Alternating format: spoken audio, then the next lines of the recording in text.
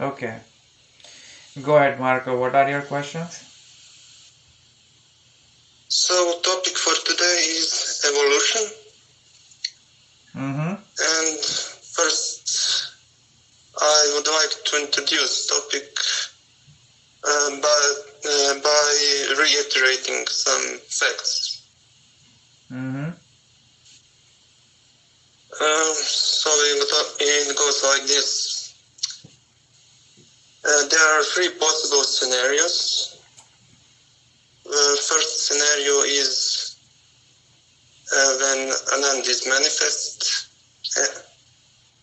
and then are Chit and Sat.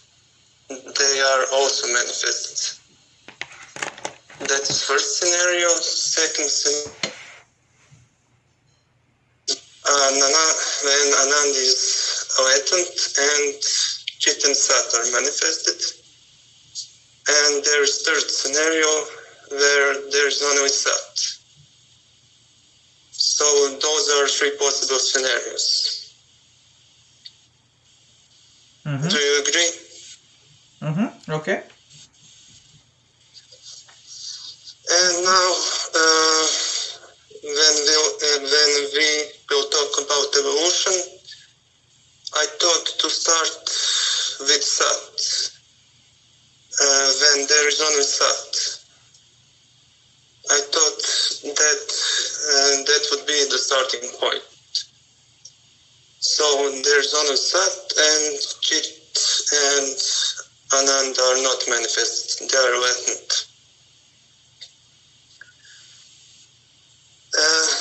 I have some questions now. Mm-hmm. First question is about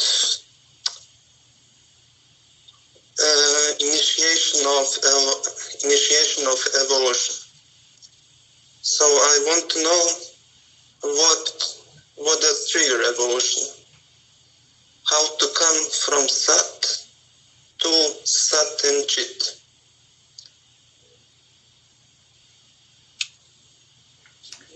That would be my first question. So I'm trying to understand your question. Okay. And there are two perspectives. First perspective is from the Brahman's perspective, wherein the Brahman creates the universe. So the primordial form of Brahman is all Anand, wherein there is no separate identity of Anand, of Chid and Sad. And when the universe is created, or rather multiverses are created from that Brahman, from the perspective of that creation, you can identify the separate identities of Sad and Chid with the Anand unmanifested or latent in them. So there are two perspectives for that. When you say evolution, I'm trying to understand which perspective are you trying to ask. From Brahman's perspective, wherein the creation is evolved from Brahman, or within the creation, wherein different species have evolved over a period of time after the creation. I'm trying to understand which perspective your question is pertaining to. Okay. So, perspective is this. It is we might say that it is a hypothetical situation. I imagine that there is only Sat, and Chit and Anand are not manifested, so there is only matter, unconscious, inanimate, insentient matter. Okay. And we have this situation, and now I wonder how to come from this situation to next situation attributes where there are Sat and Chit. What triggers evolution? What guides evolution? So this goes back to our discussion, wherein I would remind you of an example of the Vidya, one of the Vidyas, one of the knowledge given within the Upanishads.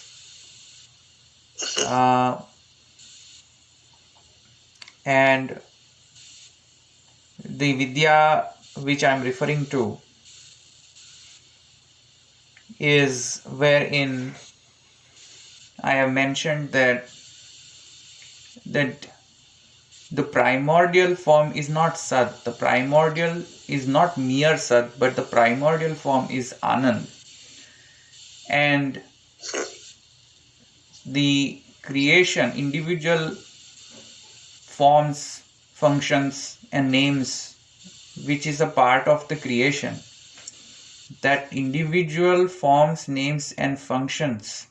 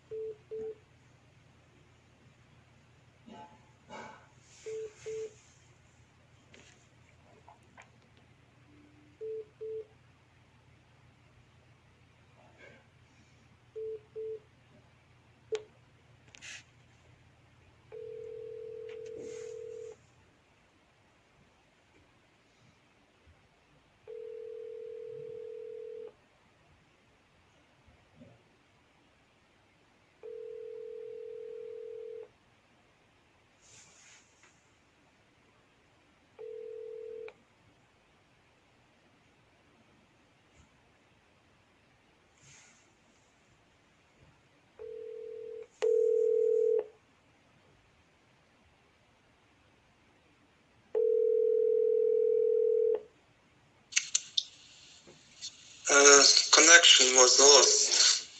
Yes.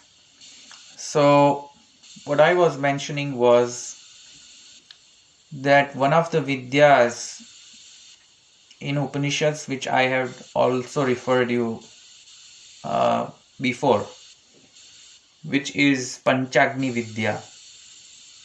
That Panchagni Vidya says that everything, be it a sad, be it an inanimate or be it a insentient objects, from the prima facie experience, we feel that sad is not present or Anand is rather not present. But from the philosophical perspective and for the metaphysical perspective, there is an identity, the relationship of identity between the Sad and Chid and Anand. And thus, Vallabhacharya says that within Sad, the Anand is latent, but it is not that it is not absolutely absent. And so, Panchagni Vidya says in terms of evolution and pertaining to your question, Panchagni Vidya says that although an insentient object may feel like to us that it lacks the consciousness, but that's not technically true. Prima facie, that the consciousness may not be functional in the insentient objects, but the consciousness and thus the Anand is present. It's mere non-functional. And the example that Panchagni Vidya gives is basically when we die, when a body dies and the soul rises up or goes down depending on the types of actions he might have taken while he was in this world with his body, depending of whether he did more sins, or he was a good person, ethically, morally, religiously. Based on that, he either is elevated or he's descended. So based on that, the soul's journey starts.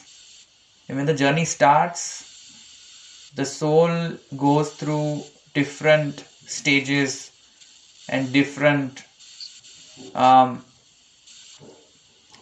so as to speak, different abodes. So the journey looks like when soul leaves the body, the soul then goes to the Vaidyuta place. Vaidyuta place means in the place where clouds are there. Then it goes through the cycle of going through different abodes, and then comes back to the, based on the sins or based on whatever he has done during his lifetime. When it is time to return on the earth, that soul gets into the water drops that is created within the clouds. That water drops then falls onto the earth, on the ground, and that water drops irrigates those water that serves as irrigation for growing the crops. That crops then becomes food for the human beings, or rather any living being. And that living being, the food that is ingested by the living being, that food then gets converted into so-called semen.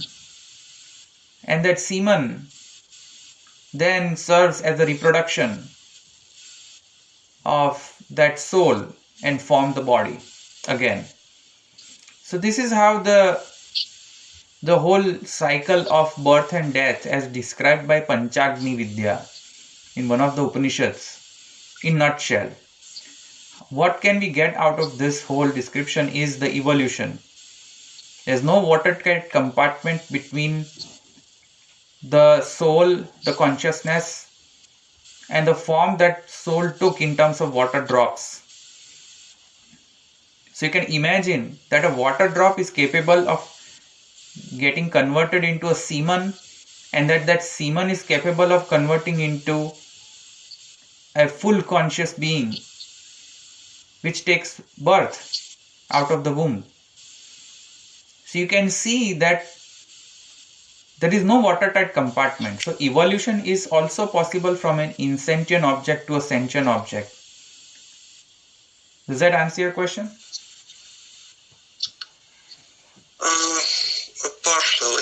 Partially it does. Mm-hmm. However, can you describe me that state when there is only Sat? So I'm aware that Anand is Brahman and Brahman is Anand, and I before enumerated those three possible scenarios: Anand Chit Sat and Honor Sat. But I'm now talking from another perspective. I'm talking from perspective of Sat. And there are no... Your voice is not clear. Okay. Now it is clear. Keep on going. Okay. So I enumerated before those three possible scenarios. Mm-hmm. First, Anand Chit Sat, then Chit Sat, and the third scenario is Honor Sat, Mm-hmm. with Chit and Anand latent. Mm-hmm. And I'm talking from that perspective. I'm talking from perspective of only Sat, with other two attributes latent. And that I took as a starting point. And I described it as a state where there is only matter, and that matter is unconscious, inanimate, insentient. And I asked you what triggers evolution, what guides evolution, and you were talking that there's no sharp distinction between Sat and consciousness, if I get it right.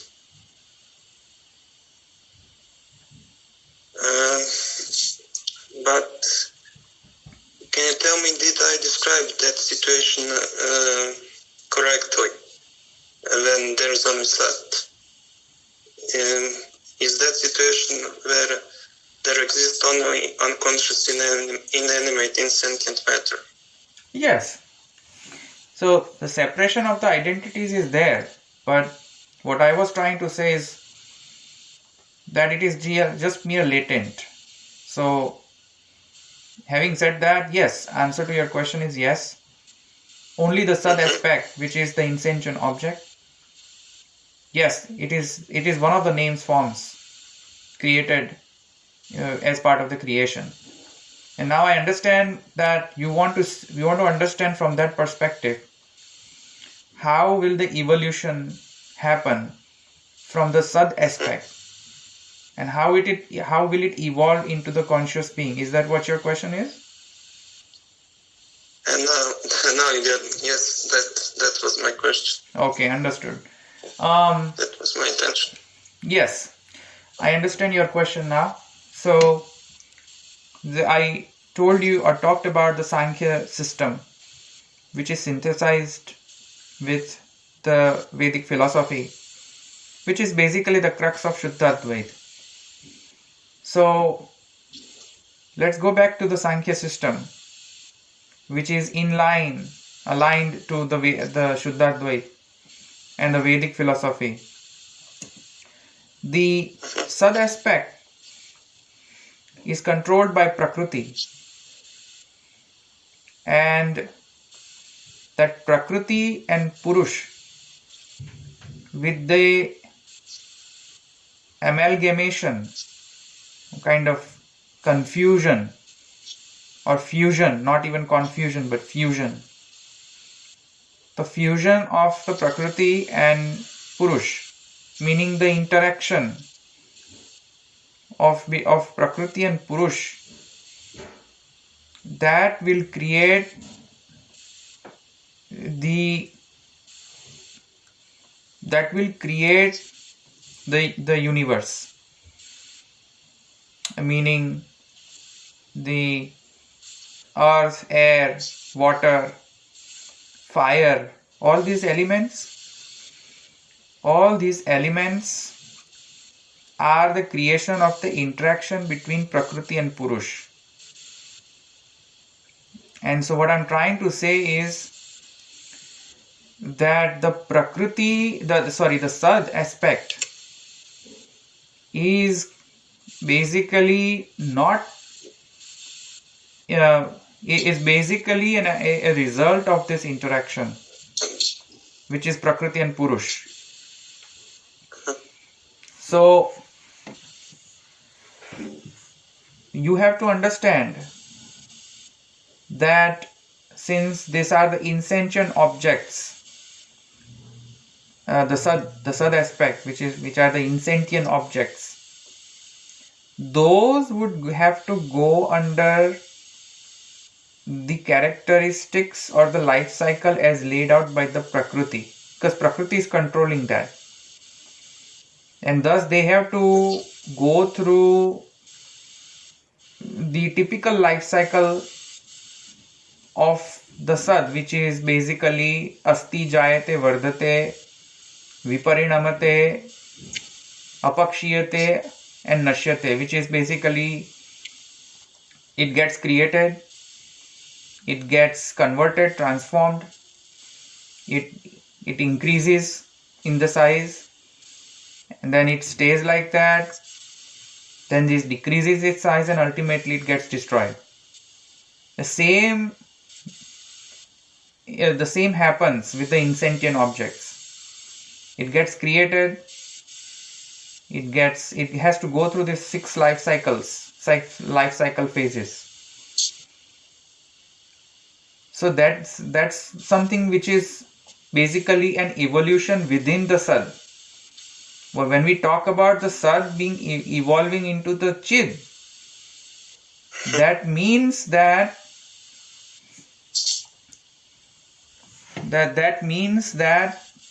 the Chid aspect gets manifested now within the Sad. For example, I'll give you an example. The idol worship. In Vedic system, the fire. The fire is what? Is it an insentient or sentient? Prima facie, fire is what? Insentient. Correct? Insentient. Yes. But in the Vedic system, every insentient object has a physical aspect of it, has a spiritual aspect of it, and has a personified aspect of it. Meaning Adhibhautik, which is basically seen by everybody, as seen by everybody, as experienced by everybody. Prima facie. The physical, the materialistic aspect of it. The second perspective or the second form is the spiritual aspect of it, which is basically exploring what is inside that object, what is the spirit within that object. And the third is the personification of that form, the personified form of that physical aspect, which is basically limitless, which is not bound by time, space, matter. And when I say these 3 aspects, Adhibhautik, Adhyatmik and Adhidaivik, this is the 3 forms Mahaprabhuji has always emphasized to realize Brahmavad in practice and in theory both. So let me come back to the example of idol worship. The fire god. During the fire god, when we say fire god, physically it is mere fire. To you and me it is fire, merely. I do not see any personified form of that fire, do I? No. I do not see any spiritual aspect of it, do I? No. But this is where the philosophy will transcend the materialistic aspects. This is where the Veda says that to develop that insight within you that everything is Brahman and everything is Anand, what we are saying is that when you are doing the yajna, do you know the meaning of yajna? Yajna is the sacrifice. So. Sacrifice. Where are we doing the sacrifice? To whom are we doing sacrifice to? Fire. So there is a fire. And we then do a home. And we home different materials into the fire while doing the yajna. Correct? Yes. That fire is an insentient object.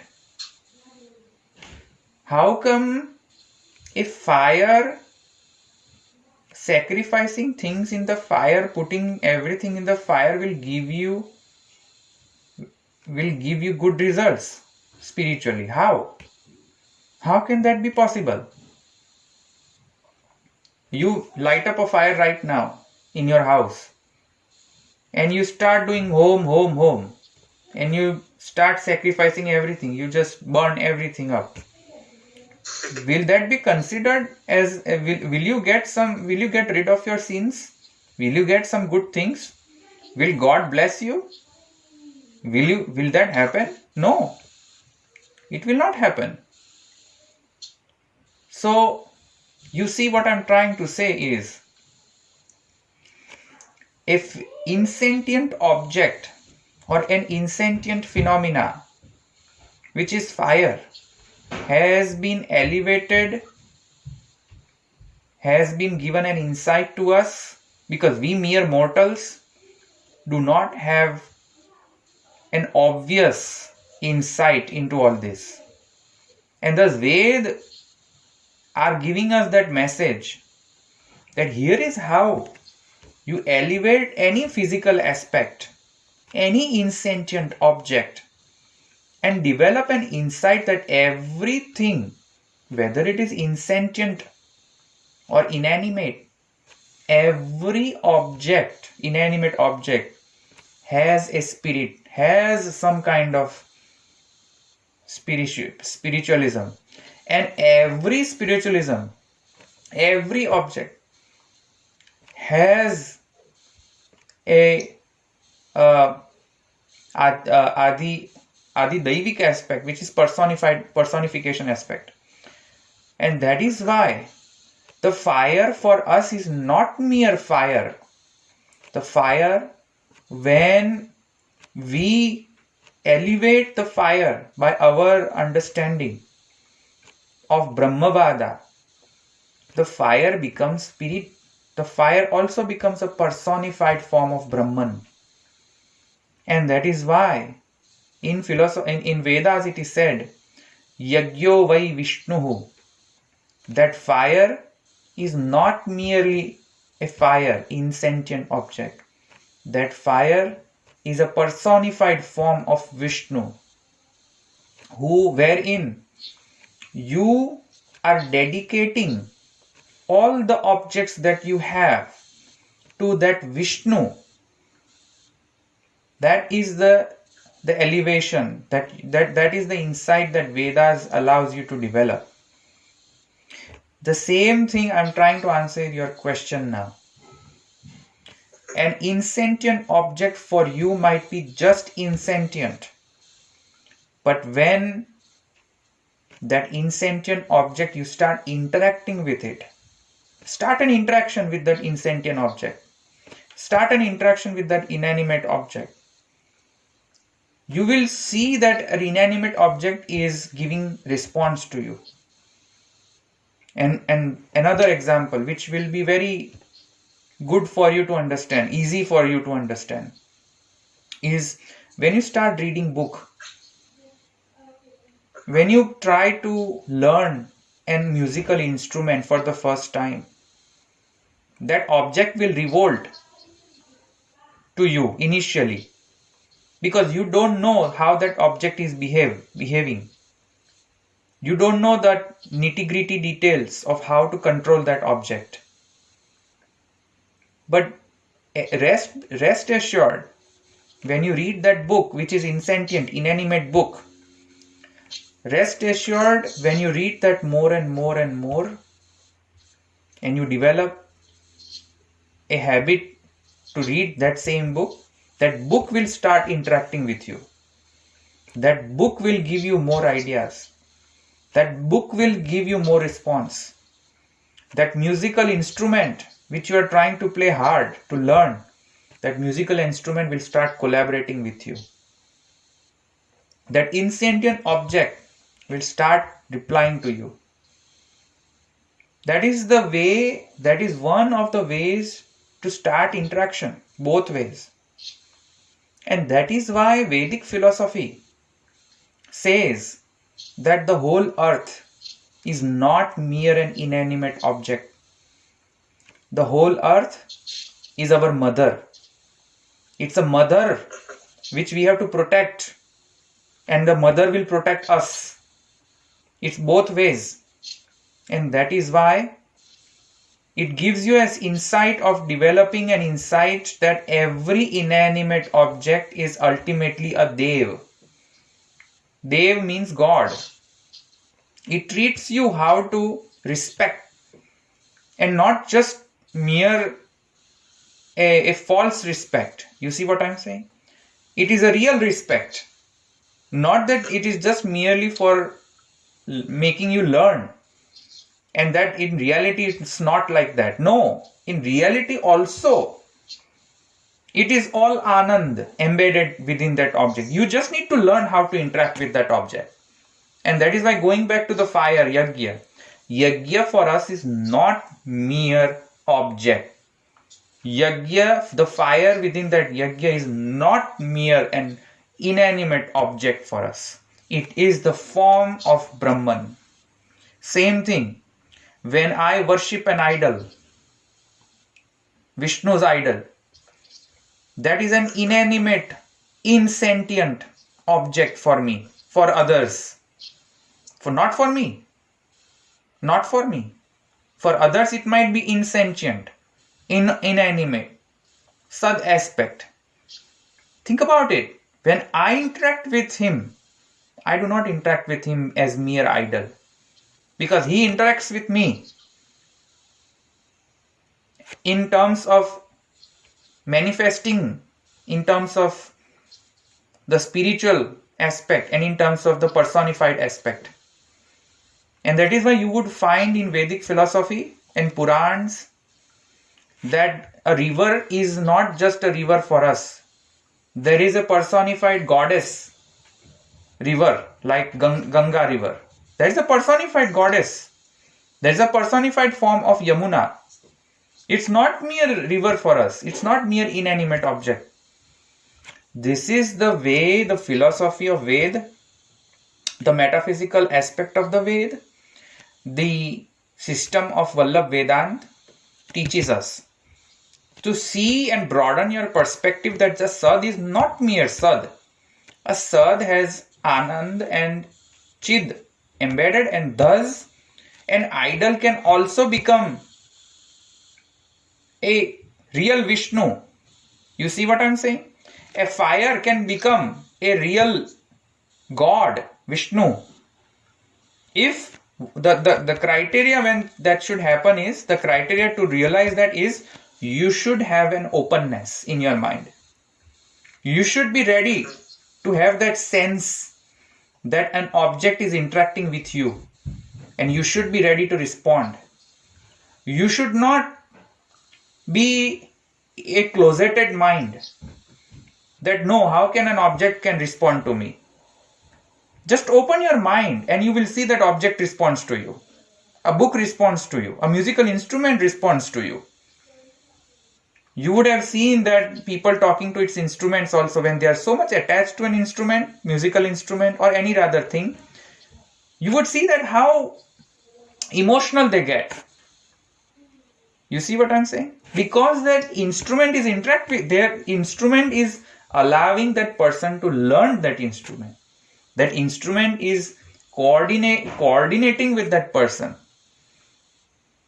And that is why everything, inanimate thing, is capable to evolve in a conscious animate phenomena only when there are two situations. One, if that Brahman wishes, then it can happen. Or if we as a conscious being start interacting with it, open our mind, start interacting with it, you will realize that there is a conscious aspect hidden within that object. You will realize that. So there are two ways that this thing will evolve. Does it answer your question? Again, partially. I understand. What are you talking about? I'm aware of that, but still, that doesn't fully answers my question. Again, I am aware of fact that when I'm talking about Sat,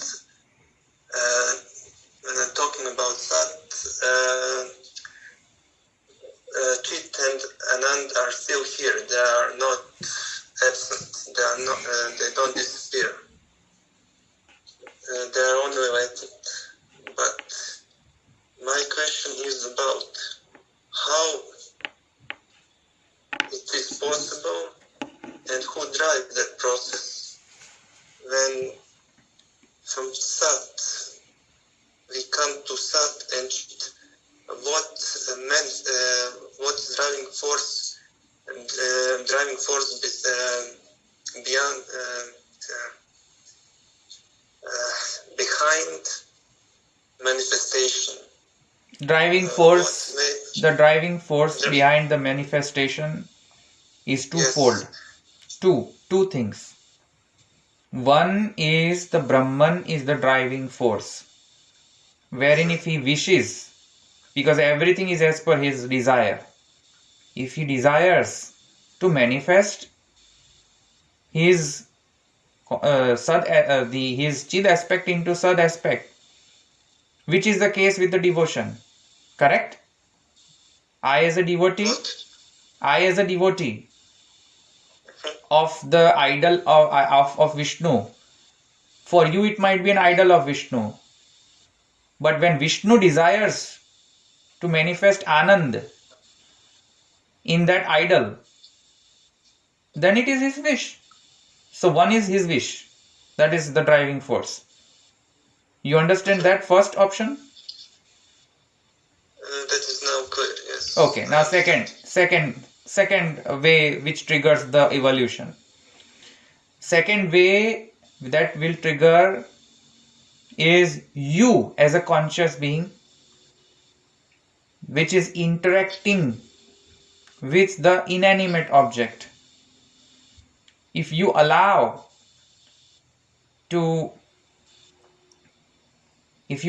that to interact with you, then it will start interacting with you. As I give you an example of book and musical instrument. So it is up to you. You are the driving force. The conscious beings are the driving force. You just have to find the way to interact with that particular inanimate phenomena. And there are so many examples, not just book, not just musical instrument, whether inanimate thing. It allows you to interact. You can interact with him, with it. Given that you know given that you know the nitty-gritty details of that, it will allow. So there are two driving force again. One is the wish of the Brahman, and that wish, and the other thing is your interaction with that inanimate object. Okay, I now understand. So Brahman is the primary driving force. Brahman is the primary driving force. If he wishes, he can manifest. If he wishes, he can manifest. Second driving force is you as a devotee, or you as a conscious being who wants to understand the object. Think about Albert Einstein. Think about Newton.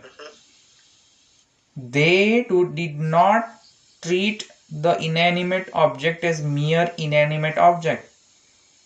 They listened to the falling apple. They listened to that force, that there is something called as gravity. They were open to listening to the nature. Nature replies. Every moment nature replies to you. You just have to open your closeted minds. Nature is and has been responding to you. It's just that we human beings has very closed minds. Animals, you see, ants, they will sense when a disaster is going to happen. I'm telling you, they know the nature. Because nature interacts with the ants. And ants has interaction with the nature. The animals like elephants, you will see all the animals will panic when there is some disaster is going to happen, like tsunami. They will sense it. Even before human, they will know that the disaster is going to happen. How? How are they knowing? Who is telling them? Nature. Nature interacts with them. Because animal has that sense, sixth sense, which humans don't have. And humans needs to develop that sense. That is what is all about the Adhyatmik form and the Adhidaivik form. If you develop that sense, well, you will also understand if a book will interact with you. You will also understand nature when nature interacts with you. So, true driving force, one is that Brahman, which will let the insentient objects evolve into sentient objects. The second driving force is you. You are the driving force. Okay.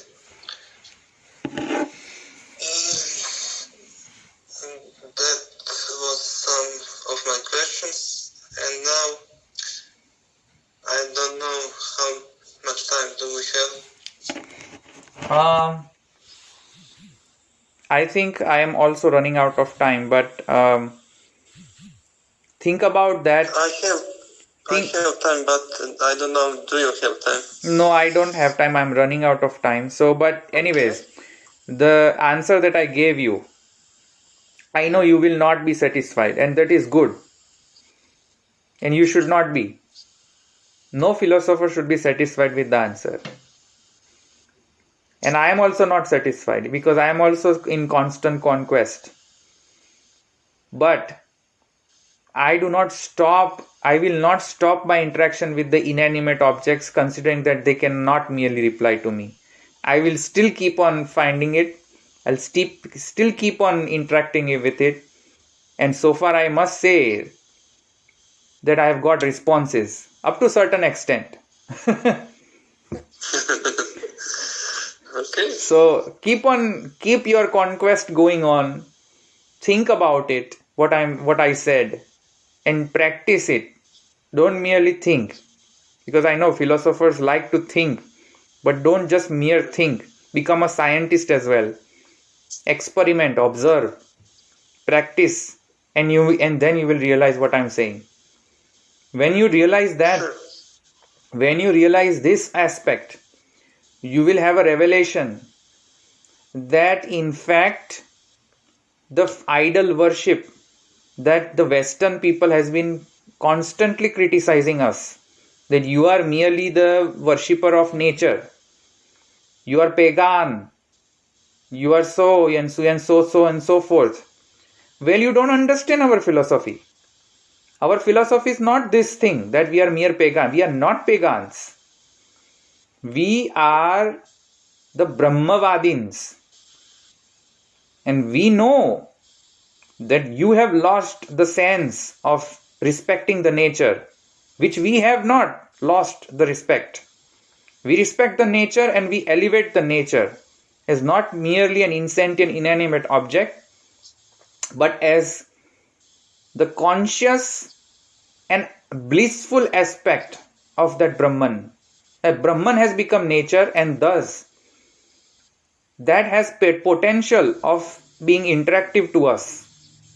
And when it interacts with us, it achieves the state of it achieves the stage of consciousness and even a blissful aspect, a personified aspect. That's why we have God by the name of the natural elements, like fire god, like a water god, Varuna Devata, like a god, Prithvi Devi.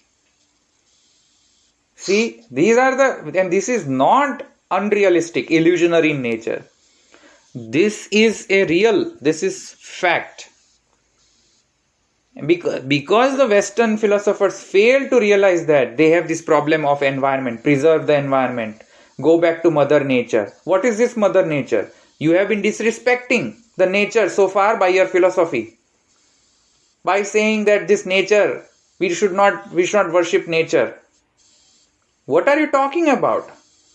You are missing the whole point. Should you have worshipped the nature before, you would not have landed up into this problem of a disaster of the environment. Respect nature. Respect each and every object as not mere insentient object. Respect it with the blissful aspect. Respect it as a Brahman. And you will never have that urge. You will never have that urge to exploit the natural resources. You will never have an urge to exploit Mother Nature. You will never have this problem of the environment conservation. And that was the main insight of the Vedic philosophy, which was heavily criticized by the Western philosophy like Max Muller. They did not know about the main essence and the spirit of the whole Vedic philosophy. This is the spirit of the Vedic philosophy. I hope that I'm clear, and think about it. You will not get satisfied, I know, and you should not. And you should keep on thinking. You should keep on practicing it for you to be able to realize. Okay, of course. If you like, we can continue tomorrow this topic and conclude it, if you like. Yes, sure. So let's continue tomorrow. It was a nice question. Okay. See you tomorrow then. Thank you. Thank you. Thank you. Bye. Bye.